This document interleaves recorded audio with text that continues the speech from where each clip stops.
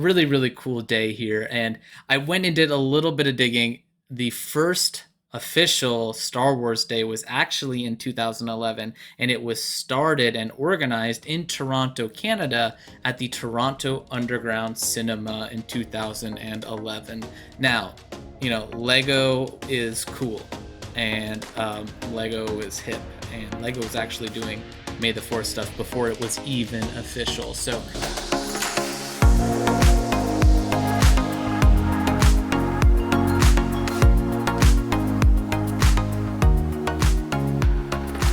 hello, bricks, chicks, and minifigures. You are listening to AFOLs Welcome, where we talk about all things Lego from the perspective of two adult collectors, or in this case, just one.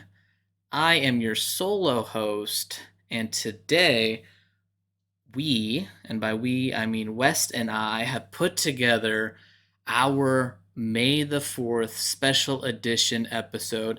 Now, as I mentioned, as you may have noticed if you're watching on YouTube, it's just me today. West is actually taking some much deserved R&R, some time off. He's in the middle of moving. So am I, but I'm on the tail end, whereas his is really just starting to kick off into full force here. So he's actually taking a week's break. We are both going to a wedding this weekend on May the 4th, actually. So that's exciting. Shout out to PC and future Elsie if you're listening. But we have been really talking a lot about Star Wars recently. We started with episode 1. Our last episode was about episode 3. And it's all been culminating up to May the 4th. And this is the special May the 4th edition of this show. There will not be a new episode coming out on May the 6th. We will be back to our regularly scheduled Monday release after that. Today is May 1st, and that means it is officially Lego Star Wars Day promo period. Let's get into it. Exciting Lego news. So today, for the exciting Lego news, we of course are going to talk about all of the Lego promos going on for Star Wars for May the 4th.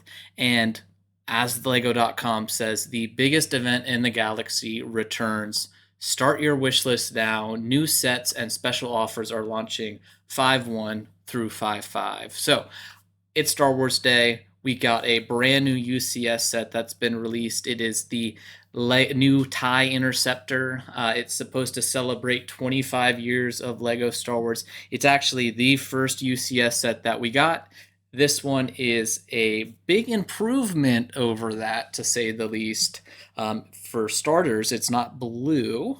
If you didn't know, that first TIE Interceptor was actually blue. That's how they originally did the TIE fighters. They all had blue accent colors, which, yeah, is no longer technically accurate and never really was. So now it's really more nostalgic than anything. But for a few years there, they actually had blue TIE fighters. It was just kind of this accent color. So it's good to see us getting a new TIE Interceptor. Now, I, of course, would really rather have something that we never got in Star Wars UCS set before. However, if we did have to get a repeat, I'm totally cool with this being the repeat, simply because that first one was just, plain inaccurate at this point. Just never really was. So it's nice to get this one. It looks really clean, looks really good, looks awesome on display. And of course, it comes with a TIE fighter pilot, as well as a commemorative plaque, and then the 25th anniversary brick that is commemorating the 25 years of Lego Star Wars. And if you didn't know this, it was a little bit of a controversy back in the day. The box art was actually in black and white. So you had no idea on the shelf what you were getting with this set. And I know a few people who actually got it were a little disappointed to go home and find out that this thing was blue.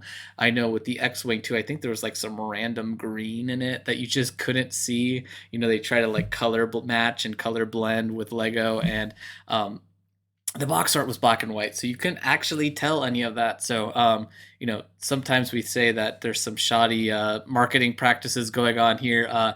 It's gotten better. That's all I will say on that. So, for the news this week, we're just going to go over what's going on with May the 4th for Lego. We have a Trade Federation Troop Carrier promotion that starts 5/1. It's a gift with purchase of $160 or more on Lego Star Wars. This looks really cool. We're going to talk all about the history of May the 4th today and kind of what's happened before, what I think has been the best promos, and kind of the direction of it and how it's gone over time. And I think this is a step in the right direction for sure. It's obviously not like my favorite promo of all time, but when I saw this, it got me excited about May the 1st. And I'm like, maybe I'll actually get some Star Wars sets this year. And then, of course, we also have the AAT that's coming May 1st as well. That is a poly bag, though. That is a smaller scale set, whereas the Trade Federation Troop Carrier is a actual play scale set. It comes with 8 battle droids in total. I'll have to confirm that. I assume it comes with 8. I can only see 5 in the photo, but I am assuming there's 3 on the other side. So obviously don't quote me on that. There's 6 blasters. There has to be. I just haven't actually looked into that, and I don't know why it wouldn't though. But I think that looks really good, and it's really harkening back to one of the original Lego Star Wars sets that we got.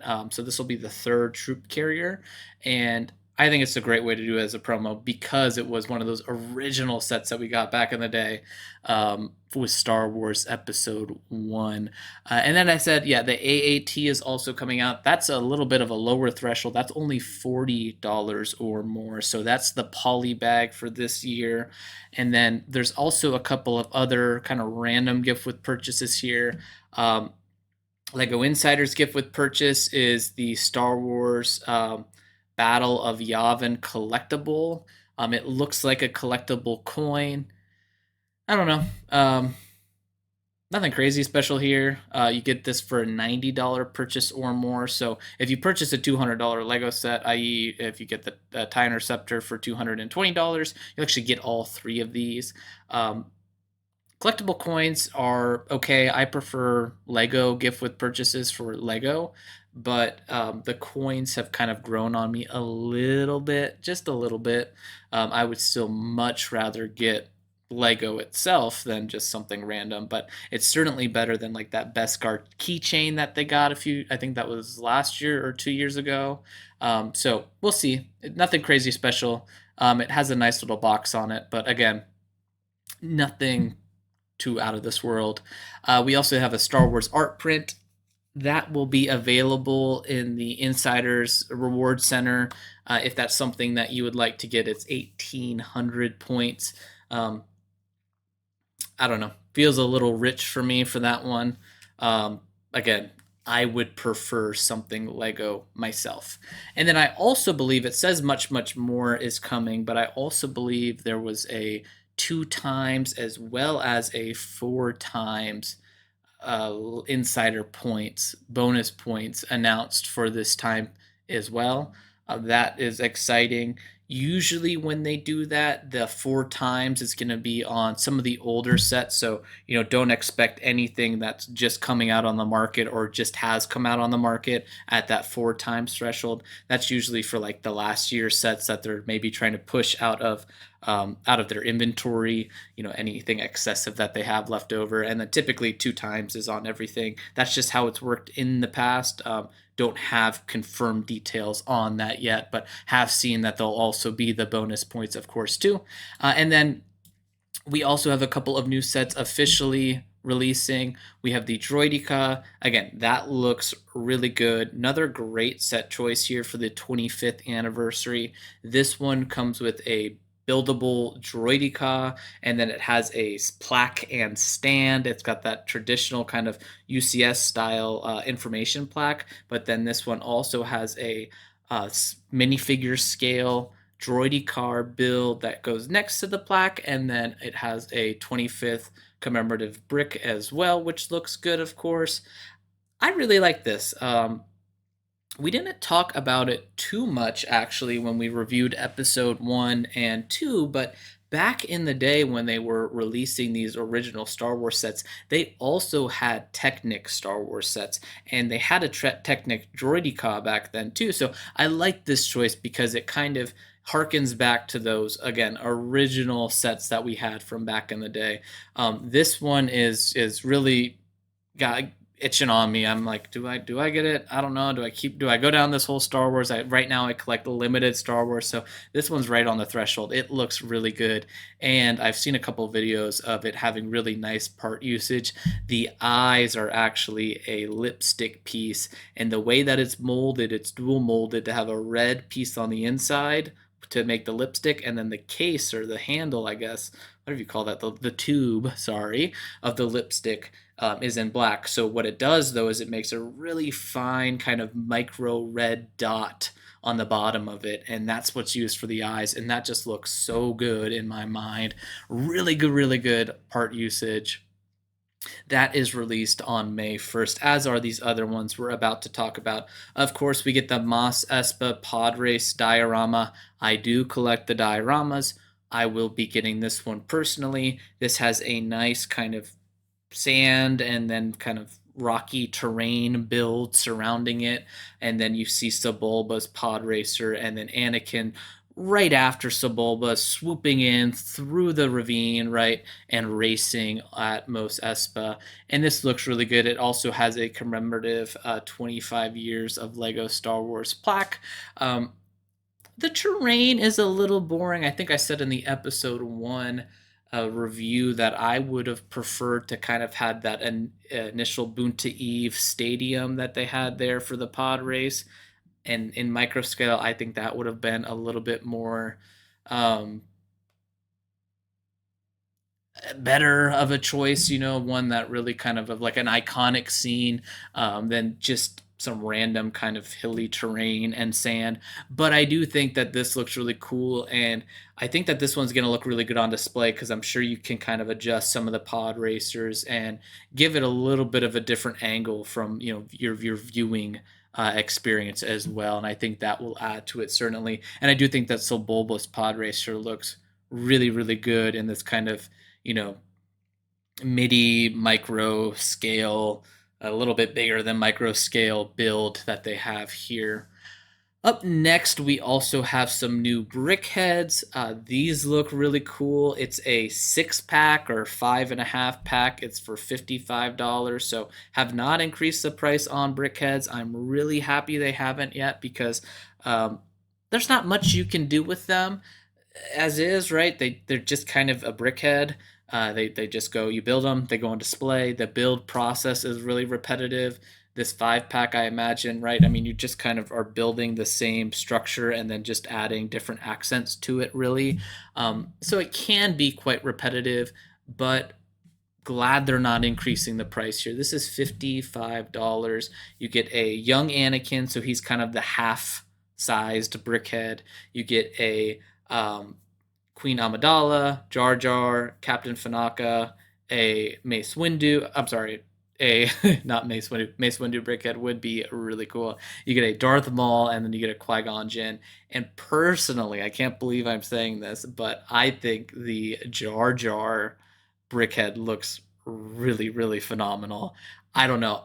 We get so many brickheads, to be honest, and I think it's really cool when we get like different alien style brickheads, right? Just something that's not humanoid, and I think they've captured his look really well here. His ears look good, his eyes look good, his nostril looks good. I think it's just cool to see, and I think they did a really good job with them, and he's just unique. He just looks different. Queen Amidala looks really good too. She's got her big kind of headdress on, and then that kind of infamous red dress as well. I think Darth Maul looks pretty good. Something's not quite right here with him. His face print's okay, but I think what I'm really missing is his robes. It's just a couple of bricks and tiles, it looks like. And I would have really liked to see him use a print there to capture his robe. I think that's what's missing for me because his front is just a little bit boring. It's missing something, and I think a robe print would have gone a long way, in my opinion. The Qui-Gon Jinn is okay. I wish they had done something a little bit more to capture some of the hair around his ears, because as I see him here in the image, maybe he looks a little bit different on display, but he looks very similar to the Obi-Wan that we got a couple years ago with the Obi-Wan show that was released on Disney Plus. So he looks good. The only difference between those minifigures, or those brickheads, I should say, is that they gave this one a mustache. So there's just not enough resemblance for me, other than of course a green lightsaber, to really say like they knocked Qui-Gon Jinn out of the park. And then, of course, Anakin looks okay. He's the smaller version, so a lot harder to get some of the details in there, but they chose to put a helmet on him, which I do kind of like. I think if they didn't have the helmet on him, he would have been kind of boring, to say the least. And then Captain Fanaka looks really good, too. I think they captured his hat well. I think they captured his face well, and then his shirt print looks great, too. And then the last release that we have today is the Darth Maul Sith Infiltrator. I think this is probably the best Sith Infiltrator that we've gotten. This one comes with young Anakin, Qui-Gon, and then Darth Maul on his little speeder bike. And then, of course, the 25th anniversary special edition minifigure that comes with this one is Saul Guerrera. So that's pretty cool.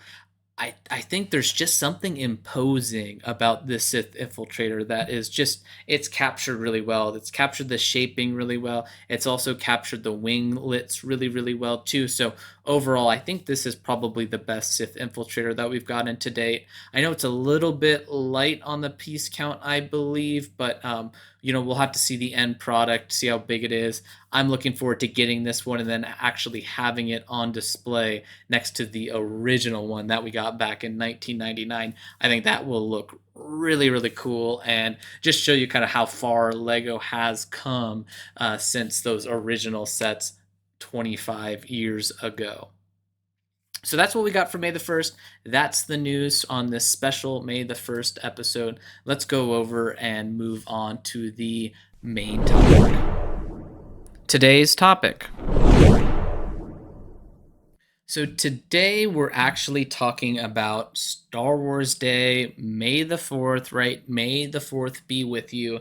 And this is a national day. And I think it's really cool that we kind of have some like unofficial holidays now of like famous pop culture in our lives. And like the marketer in me is just screaming like, this is such a good way to get Star Wars excitement, right? Get Star Wars into more households and more people involved with Star Wars. So, really, really cool day here. And I went and did a little bit of digging. The first official Star Wars Day was actually in 2011, and it was started and organized in Toronto, Canada, at the Toronto Underground Cinema in 2011.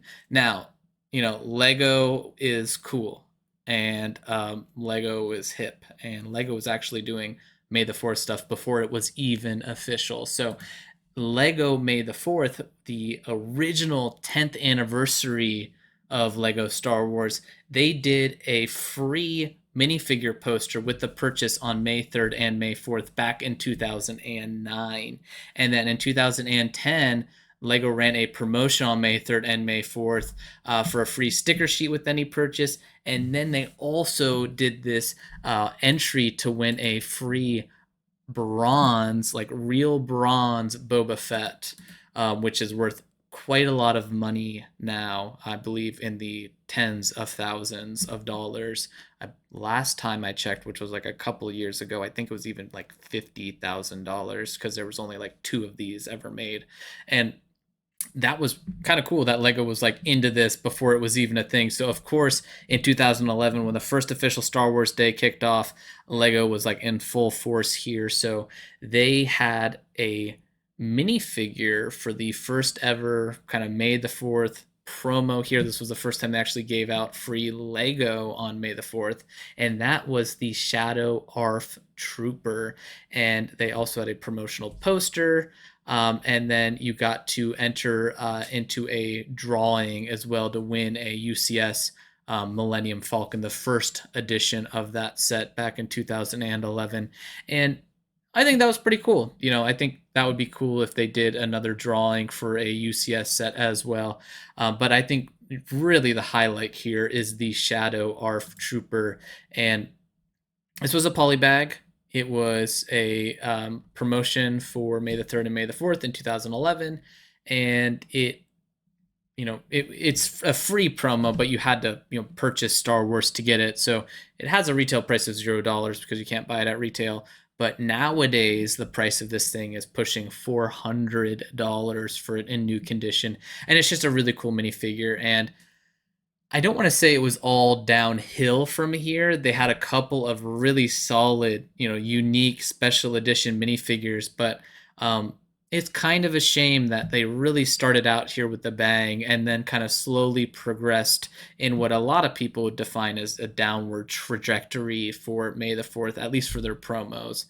The next year, Lego started releasing a UCS set on May the 4th. So we got the first R2D2 UCS set back in 2012. And then the promo that year was actually a TC14 Chrome minifigure. So for all the fans of Chrome Lego out there, this is certainly a collectible protocol droid. And it's kind of funny because it's such a random protocol droid, right? It's not like, most people would probably be like, TC what? Who's that? Oh, is that C3PO? Like, oh no, is that his weird cousin or something like that? No, it's TC14. Star Wars fans understand it. They know. But this was a free gift with purchase with a 75 US dollar purchase or higher. And this bad boy is now worth like $120. So really collectible Chrome minifigure, random protocol droid, right? But still super collectible because it was A, kind of hard to get, right? Not a lot of them are out there. And then B, it's Chrome. So it's highly desirable. And that was the Polybag promo of that year. I'm going to say Polybag a lot here, even though I know it's a minifigure, it was still technically a quote unquote promotional Polybag that came out. In 2013, we got the next kind of UCS set release on May the 4th, and that was the Red 5 X-Wing. So this was the remake of the X-Wing Starfighter, and I believe it's kind of the consensus best UCS X-Wing that has ever been released. This one was out for quite a few years. It was unveiled and then released on May the 4th. And then the promo for that year was Han Solo Hoth edition. And I distinctly remember this minifigure. Again, this was the Polybag promotion. And I remember him because I thought he was super cool. And I was still kind of in my dark ages at the time. And I was actually at the Lego store buying some Lord of the Rings sets. And if I remember correctly, you could get him without buying Star Wars because I didn't buy Star Wars sets at the time. I was just there for Lord of the Rings. I was just getting back into Lego, and I left, and they gave me the free Hoth Han, and I was like, oh, that's really cool. I'm gonna go get some more Lord of the Rings sets. So I went back in, I got some more Lord of the Rings sets, and I got another Han because I'm like, this bad boy is gonna be super collectible. It's a special edition Star Wars minifigure. Well, joke's on me. I got two of them. I went out of my way to get two of them, and he's worth about $10 new in the poly bag. So, yeah, not the most collectible minifigures, but still cool. He does have his Hoth outfit on. He's got some leg printing that looks pretty cool. And then he's got his little winter hat on too. So you could display him with the hairpiece or with the hat. But again, not a super collectible minifigure here. But again, still a minifigure in a poly bag. And that trend will continue into the next year. And that is 2014. We got a Ultimate Collector Series Sandcrawler. Great set. Again, I believe this is the consensus best sand crawler. If I'm not mistaken, it was 3,000 pieces, $300. Tons of minifigures when you count the droids, of course, 14 of them. So that's really, really cool. Just a great set overall.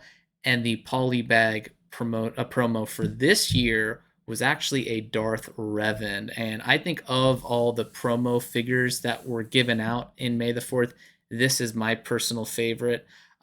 This was for qualifying Lego Star Wars purchases in May 2014, and this bad boy is now worth like 350 bucks new, which is really, really cool.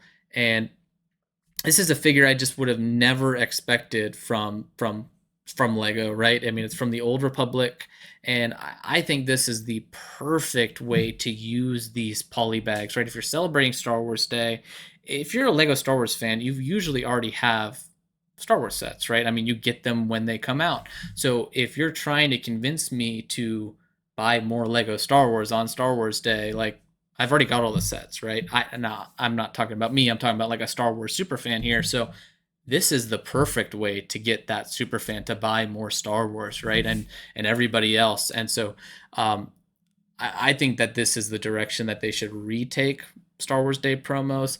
I'm not sure why they went away from it. Maybe it was too expensive to produce these one-off minifigures, but we get more intricate sets, right? So you can't convince me that a 200 300 piece set is more expensive to produce than a one minifigure. So I'm not sure. Maybe they just felt like it wasn't driving purchases or something, but seems like maybe a little bit of a miss to me. So that was 2014. Toys R Us also started getting involved around this time period where they had little mini builds that you could do in the store. They had a X-Wing as well as a TIE fighter. And that was pretty cool that you could do that. Toys R Us, of course, though, like the king of these was this Darth Revan minifigure. So personally, I'd be going to Lego to get that. 2015, another UCS set release. This is the UCS TIE Fighter. Pretty good UCS set, just a solid one. Nothing really too terribly wrong with it. Nothing, too flashy about it. At the end of the day, it's a TIE Fighter, but still really, really solid UCS set. And this year's poly bag was a Admiral Yularen. Pretty collectible minifigure. This was, I believe, at the time, the only way that you could get Admiral Yularen. So obviously, this was when Clone Wars was a little bit more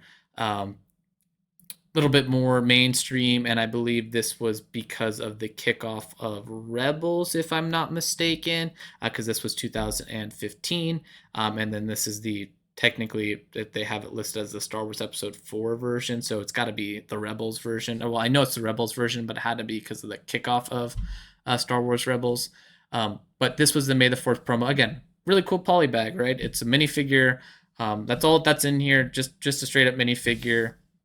And unfortunately, from this point on, it's a little bit downhill.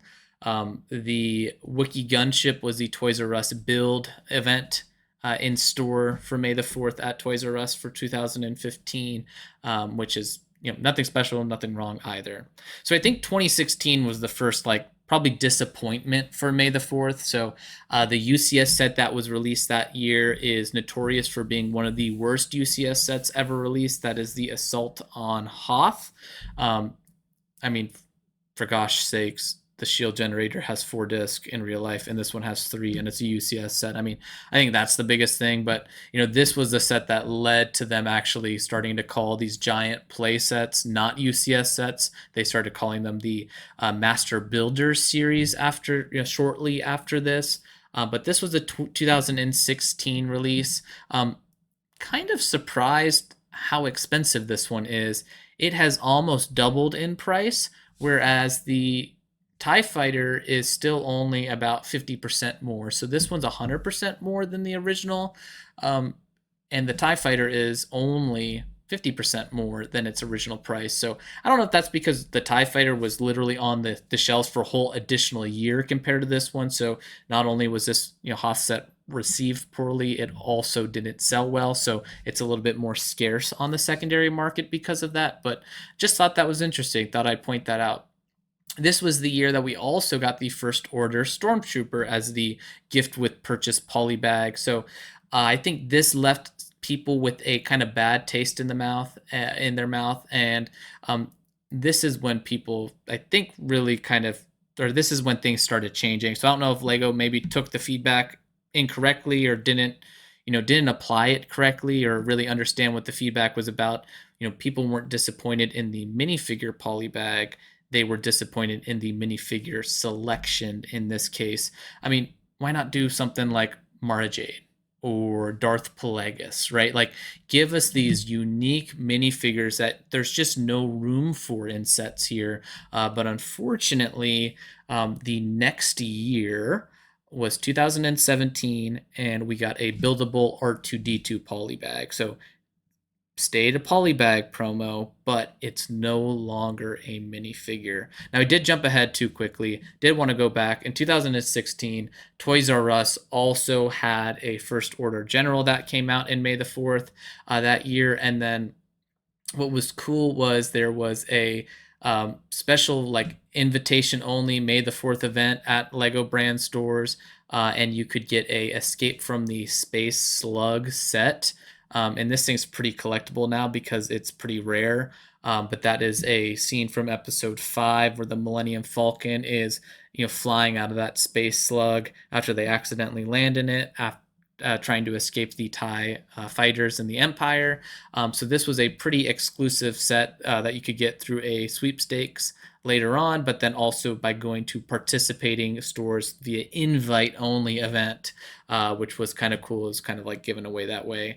And then Toys R Us did a buildable micro Millennium Falcon. But back to 2017, I apologize. We got a Snow Speeder for the UCS set. Really good UCS set. Again, this is another one. Looking back at the TIE Fighter or the Hoth, this one has increased by about 100% in price since release. So I'm just I'm a little shocked that Battle of Hoth set or Assault on Hoth set is much more valuable than I thought it would be for being so hated, but it's got to be due to that scarcity. But this was a really solid UCS set. I mean, at the end of the day, it's a snow speeder, so it's not like anything super flashy, but the detail, the build experience. I actually ended up getting my brother Wes this set because I watched I think it was Jang Brick's review, and I was just like, dude, I gotta find a way to get you back into Lego sort of deal. So he was starting to get back into Lego, so I got him this as a Christmas gift, as like, dude, this is really cool. You love Star Wars, go get the set. But the promo for that year was a R2D2 set. Just a small little buildable R2D2. Not a bad set at all. Really not. In fact, a pretty cool little poly bag. But it wasn't a minifigure, and there was no minifigure for this year. And we have not gotten a minifigure since. So, bye bye, poly bags with minifigures for May the 4th promos. The next year was 2018. This was the Y Wing Starfighter. I think this is an awesome UCS set. One that's kind of got me thinking I should get it. I should also get like the B Wing because I have the A Wing, and then get an X Wing, and then have like the whole main fleet. But that's a story for another day. The Y Wing was a super cool UCS set. And this year's gift with purchase promo polybag was a BB-8, a buildable BB-8. I actually have it. Eh, cool. Again, cool poly bag. Um, but it just, nothing special here. Nothing really that special. The size is a little bit weird because it's not minifigure scale. It's also not like at a super detailed size. So just leaves a little bit to be desired. Not upset that we got it. Again, it's just for such great years of May the 4th promos, it was certainly another letdown. And I hate to say it, but the letdown kind of continues. So the next year was 2019, where we got the UCS Tantive 4. Awesome set. Kind of a bad building experience. This is the 3rd edition of a UCS Tantive 4, so it's like we've already gotten a couple of them. And in this case, this was for the 20th anniversary. I talked about it on one of our latest Star Wars episodes, but I also mentioned that it was kind of a boring build for what I would expect to be not boring coming from a UCS set. A lot of the bulk of the build, I mean, like half, maybe a little bit less than half of the piece count actually goes to those engines in the back. So, not a super exciting building experience, and I kind of got bored of it, dare I say. But that year, we got what I thought was a pretty cool gift with purchase. It was a Battle of Hoth 20th anniversary edition. Now, this one is a little bit collectible. It's about $40 used now, or sorry, new now, and it was free for May the 4th. And it was like a little kind of micro scale. It was really the dioramas before we got the dioramas, but it used some cool building techniques. This was one of the first times I really saw Lego use a sideways brick built base. So normally it's just like plate built, but this they took bricks, turned them sideways, and actually used that as the base to capture that snow texture to make it look smooth. Um, I mean, crap, it's better than the Assault on Hoth, if you ask me. But, nothing crazy special, nothing crazy exclusive other than a little sticker plaque that you could put on the front of it that said 20 years of Lego Star Wars. And I think ultimately still a little bit of a letdown because it was not a, exclusive special edition minifigure like, we had gotten used to. But I at least like this set, right? It's a little bit more special in my mind than something like the BB-8, for example. Um, Now we move on to 2020, and we're starting to see a repeat in theme here. This year, it was the Death Star 2 battle, used that same kind of building style as the Hoth battle gift with purchase from the year prior. This one, remembering at the time, was not perceived super well. It was a little bit of a lackluster building experience. It wasn't anything special, and it was just again another kind of letdown come May the 4th. Unfortunately, that year the A Wing was released, which I think is a pretty cool UCS set. Not too collectible yet because it hasn't been retired for too long. Kind of funny though that it almost took them, well, it did take them 21 years to essentially complete all of the original trilogy kind of main ships that we saw. We got a Y Wing twice, we got a B Wing, we got two X Wings at this point in time. I know there's a third one that just released not too long ago. And finally, 21 years later, we get an A Wing and can say the fleet has been completed for the original trilogy ships. But good UCS set, but overall, kind of a lackluster May the 4th year. 2021, the poly bags are back. We get a poly bag again, but it's just a micro build. So it's not a minifigure. It was the Imperial Shuttle. Again, not super collectible. Usually with these poly bags, honestly, unless there's like a cool print on them or something exclusive, I just part them out because there's just nothing too special with them. We got another one of those kind of diorama stylistic builds. This was the pre-dioramas of the Tatooine homestead. I think this was received as the worst. I think the Death Star 2 was actually might have received worse than this one, but it wasn't anything substantially better. So again, you can see that the disappointment just kind of keeps adding on here with May the 4th. That year we got another kind of UCS style R2D2 for the 50th anniversary of Lucasfilms. This was a pretty good build, a pretty good set too, but again, a repeat of a UCS set. In fact, the only repeat of a UCS set that was, or sorry, there's another one that was repeated. That came out actually on May the 4th as part of that May the 4th UCS release for that year in 2021. 2022, we get a ATST. Again, we got another poly bag, but it's an ATST, and I think this one was particularly disappointing because it was literally available from Walmart, so it was like you could already buy it. I think the Imperial Lambda shuttle was also available in like Target as well, something like that. So like Nothing special about these polybags. I mean, it's Star Wars Day. Come on, like we went from Lego leaning into Star Wars Day before it was officially even a thing to just recycling a polybag that's already available on shelves. Now, the 2022 gift with purchase is starting to trend in the right direction, in my opinion. We get an exclusive minifigure again, or at least a minifigure again at this point, with the Lars family homestead kitchen. I think that one was a pretty good set. A little bit less collectible than I thought it would be as of today. It's for $35. New, but still a pretty cool gift with purchase. It's just a little kind of vignette of the inside of the Lars homestead, and then it comes with a Aunt Beru minifigure. The UCS set for that year was the UCS Land Speeder.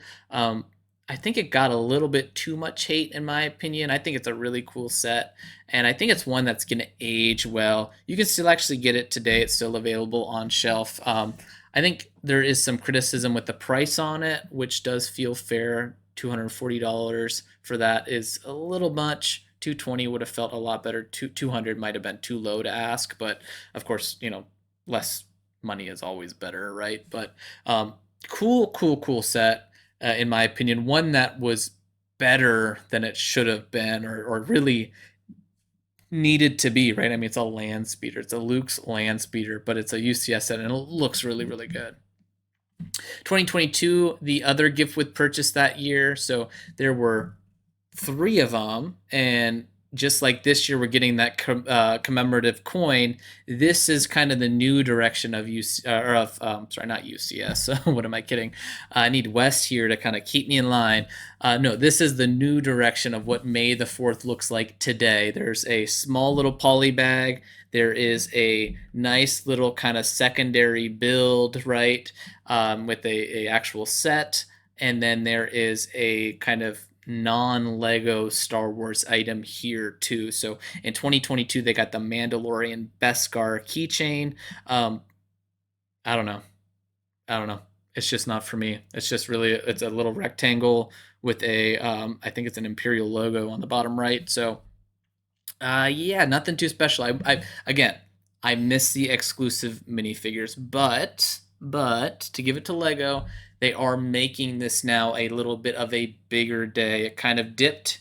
I think the worst May the Force are behind us. And if we're not going to get that exclusive minifigure, at least there's an opportunity now of like multiple thresholds, right? Like we went over the one in this week's news of the May the 4th promos this year. There is the smaller $40 promo for the AAT. There's the $90 promo for the collectible kind of commemorative coin, and then there's the big $160 set promo. So at least we're starting to have thresholds, right? There's usually double points going on with this too. So I think it's definitely a step in the right direction. Would love to have minifigures back, really, really would. If we live in a world though where that cannot happen, let's just say, right? Because I don't know why it hasn't. All I know is that it hasn't. So we live in this world where that hasn't happened, and we're going to say it's not going to. I do like this direction better than where May the 4th had been previously. The next year was 2023. We got a X-Wing Starfighter. So again, this is the third X-Wing Starfighter. It is now the second X-Wing Starfighter that was released on May the 4th weekend. We got a X-Wing Starfighter polybag, so that was the polybag promo. Again, this was one that was available at Target already, so it's kind of like meh. But still, it's a $40 threshold. It's a very low threshold, allowing more people to get involved, more people to get a free gift. I think that's pretty cool. And then we got what I believe is the best May the 4th promo we've had in, I don't know, probably since the Darth Revan minifigure. I'll say it. I will say it.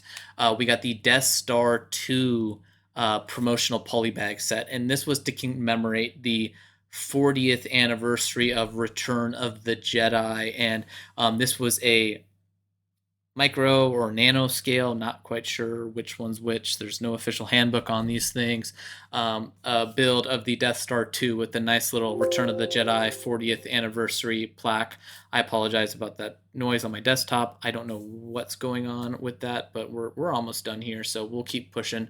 And the Death Star 2 promo is just phenomenal. I think they've done a really really good job with it, and I would like to see more promos like this where it's got something special about it. In this case, it's got that nice 40th anniversary Return of the Jedi plaque in a item, in this case a Death Star 2, that we don't really ever see a lot of in Lego. The difference between this and the 20th anniversary Hoth diorama is that like we get Hoth stuff all the time. I mean, there's not a year that goes by that like Hoth is not mentioned in Lego form, but we really don't get a lot of representation of Death Star 2. In fact, the last time we got it was a UCS set from like what 2001 or 2. So I think that this is really cool and definitely one that I really like to see, and what I think is the best May the 4th promo that we've gotten since the original, or that Darth Revan minifigure that we talked about. The other item that we got this year was the Return of the Jedi 40th anniversary collectible coin set and little display piece. Looks pretty good. Again, we're just getting more people involved here, and I think that is definitely the right way to go. I like how there's more promos, more opportunities to get stuff, because if you do buy the UCS set, or if you do meet that top threshold, you do now get a lot more than you would have with just that one minifigure. Still think that minifigure is way better though. The other kind of random thing that they did, and I haven't seen if they're doing this again this year, was they actually did a Lucas Yoda fountain, and this was given to employees of Lucasfilms for Star Wars Day of 2023. So this was not available to the public at all. No threshold here. I don't even have a price estimate on what this thing would go for. I imagine a couple $100 at least. Doesn't look like anything's exclusive to it other than the packaging, so you definitely want to buy this one sealed. But kind of cool, different. First time they really did something like that. They're kind of back to like they've done sweepstakes before, but this was more for Lucasfilm employees, so kind of something to commemorate. All right, so now we're back 2024. We went over the promos, and that's really it. That is a history of May the 4th. Pretty cool, I think, that Lego was really leaning into this before it was officially a thing. So let me know, what is your favorite May the 4th promo? Is it getting better than it has been? Personally, I don't think it's better than the best of May the 4th, but I certainly think it is getting better than it was previously. And I do think Lego is, in a step in the right direction here with their May the 4th promos. I like what they're doing nowadays, what they started a few years ago with kind of a couple of different tiered options, with a larger set, a smaller poly bag, and then a kind of medium. I would prefer it to be Lego, but a kind of medium ranged, non-Lego collectible. Still collectible. Time will tell to show how collectible. But personally, I kind of talked about it. I would much rather see them use this as an opportunity to get random minifigures that just don't have a place for a set of, for a Lego set, right? Like Kyle Katarn, a deep hit, right? A lot of people who follow Star Wars know who Kyle Katarn is, but the general public might not. So I think from a Star Wars perspective, it might get more people involved in the expanded universe. But for the people who are involved in Star Wars, it's an additional return, right? It's something that and something that you like that you'll never actually probably see in an official Lego set. So that's how I wish they would do it. But I'm just one person. Let me know what you think in the comments below. Brick mail. So now we are going to move on to the last segment here of our podcast. I did not do a what are we building this week because I have been moving. So spoiler alert, it is my house. So don't have much there, but wanted to get into the brick mail and just highlight a couple of awesome listeners who have left us reviews on iTunes. So please leave us a review, follow us, Spotify, like the video, subscribe if you are on YouTube. But Polly869 said, I love the real takes on Lego. The in-depth conversation on different themes and topics is really appreciated. And Polly, love that you're enjoying the podcast. Thank you for leaving us a 5-star review on iTunes. That was the goal that West and I set out to reach here, was how can we have adult focused conversations about Lego, but still keep it about Lego, right? And, being critical of other content that's out there, sometimes it's overly critical and just comes from a place of negativity versus a place of trying to understand. And I'm not saying that that's what other people are trying to do. I'm just saying what our goal was to examine Lego, examine these, maybe some difficult conversations, or just the Lego that we love, right? It doesn't have to be a difficult conversation. It can just be May the 4th, right? And we could talk about May the 4th, but in detail from the perspective of 2 adult collectors. So really, really glad that you are enjoying the podcast. And again, thank you for the 5-star review. And then Reed Sampley said, great show. I like the in-depth conversation. So glad you're liking the length and the duration. I know, West and I have laughed a couple of times because we'll go into an episode. When we did some test episodes, we actually have 3 of them. Maybe maybe we'll release them.